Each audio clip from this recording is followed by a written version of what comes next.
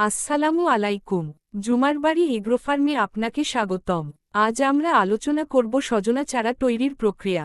সজনা বা মোরিঙ্গা চারা তৈরির প্রক্রিয়া বেশ সহজ, তবে সঠিক যত্ন ও পরিবেশের প্রয়োজন।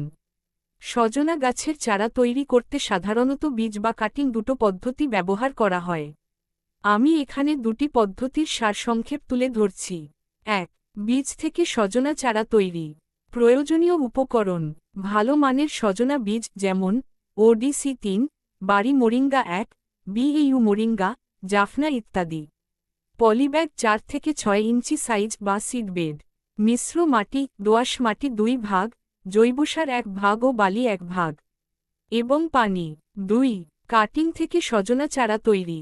প্রয়োজনীয় উপকরণ: সুস্থ, পরিণত গাছের ডাল, বয়স 1 থেকে 2 বছর।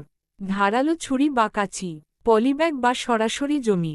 চ্যানেলটি সাবস্ক্রাইব করতে ভুলবেন না যদি ভিডিওটি ভালো লেগে থাকে। আমাদের আপডেট ভিডিওগুলো পেতে বেল আইকনটিতে চাপ দিন।